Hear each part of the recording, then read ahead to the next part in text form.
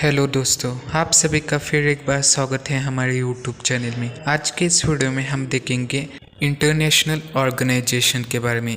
हर साल दोस्तों इस टॉपिक से कॉम्पिटिटिव एग्जाम में सवाल आते हैं, इसलिए दोस्तों ये टॉपिक बहुत ही इम्पोर्टेंट है। अगर आपको वीडियो अच्छा लगे तो वीडियो को लाइक शेयर सब्सक्राइब करना ना भूलिएगा। इसमें सबसे पहले आता है यूएनओ यानी यूनाइटेड नेशन ऑर्गेनाइजेशन। इसका हेडक्वार्टर दोस्तों न्यूयॉर्क में है और इसकी शुरुआत 24 अक्टूबर 1945 को हुई थी।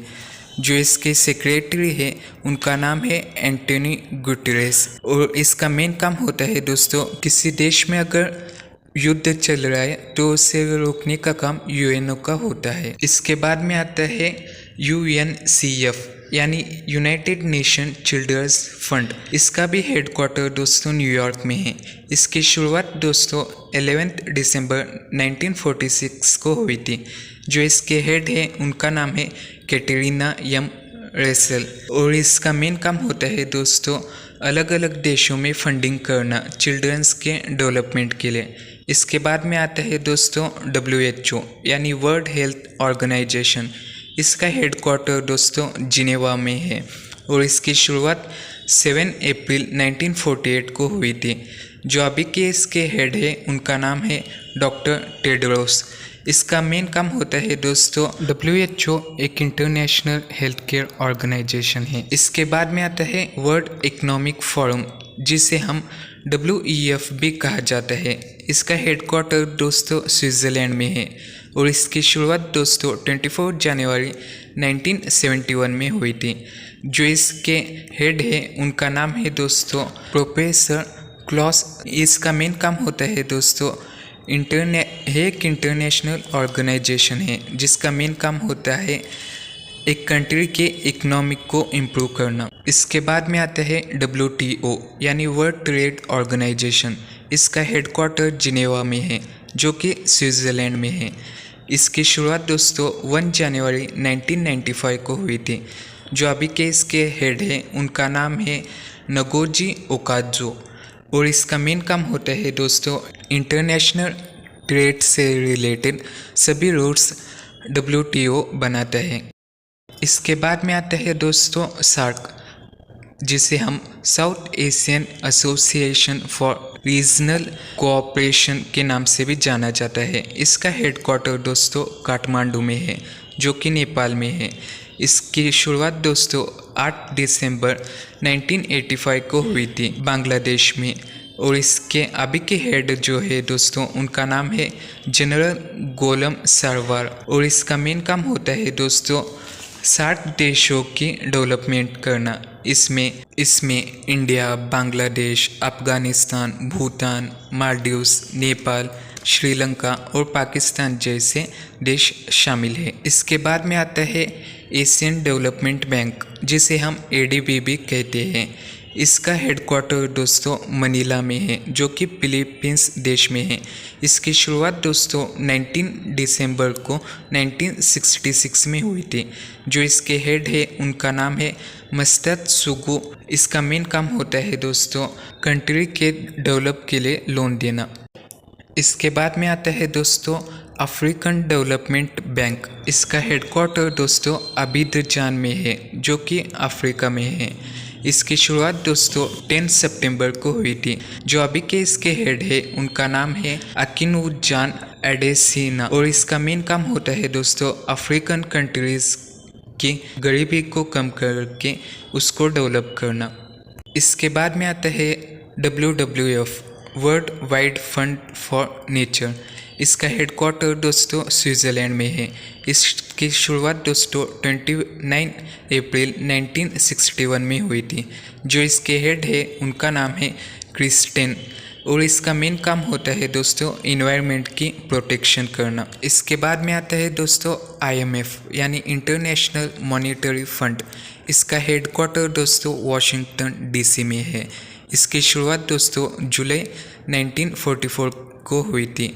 जो इसके हेड है उनका नाम है क्रिस्टलिना। इसका मेन काम होता है दोस्तों कंट्रीज़ को लोन देना इंटरनेशनल ट्रेड और इकोनॉमिक ग्रोथ के लिए। नेक्स्ट आता है दोस्तों वर्ल्ड बैंक। जिसका हेडक्वार्टर वाशिंगटन डीसी में है। इसकी शुरुआत भी दोस्तों जुलाई 1944 में हुई थी। जो इसके हेड है उनका नाम है अजय बांगा, जो कि एक इंडियन है। इसका मेन काम होता है दोस्तों डेवलपिंग कंट्रीज को लोन देना। इसके बाद में आता है दोस्तों association of south east Nations, जिसे हम ASEAN भी कहा जाता है, जिसका हेडक्वार्टर जकार्ता में है। इसकी शुरुआत दोस्तों 8 अगस्त 1967 को हुई थी। जो इसके अभी के हेड है उनका नाम है डॉक्टर काओ किम हॉर्न। इस ऑर्गेनाइजेशन में दोस्तों टोटल 10 मेंबर्स हैं, जिसकी डेवलपिंग के लिए ये काम करता है। नेक्स्ट आता है दोस्तों OECD यानी Organisation for Economic Cooperation and Development. इसका हेडक्वार्टर दोस्तों फ्रांस के पेरिस में है। इसकी शुरुआत दोस्तों 13 सितंबर 1961 को हुई थी। इसके हेड जो है दोस्तों उनका नाम है जनरल मताइसा कॉर्मन।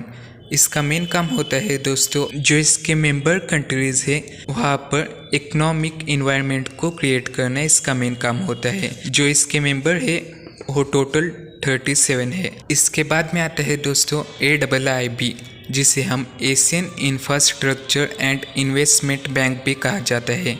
इसका हेडक्वार्टर दोस्तों बीजिंग में है। इसकी शुरुआत दोस्तों 2016 में हुई थी।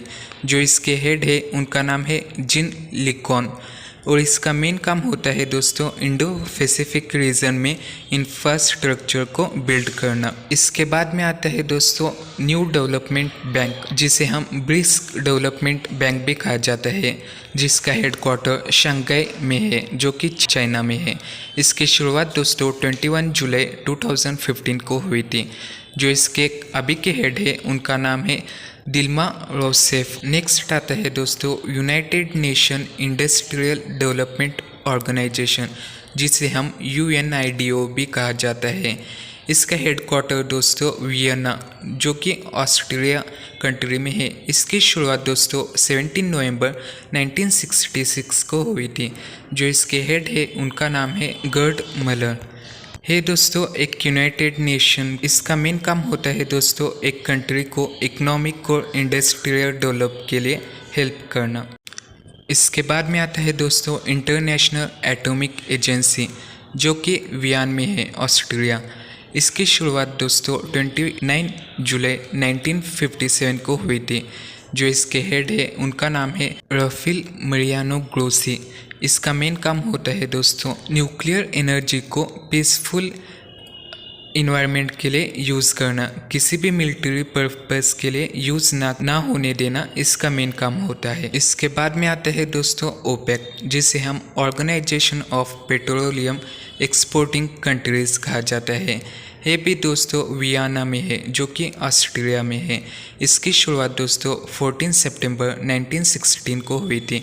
जो इसके अभी के हेड है उनका नाम है हैतम अल गैस। इसका मेन काम होता है दोस्तों पेट्रोलियम की पॉलिसी और उसका रेट को मेंटेन करना इसका मेन काम होता है।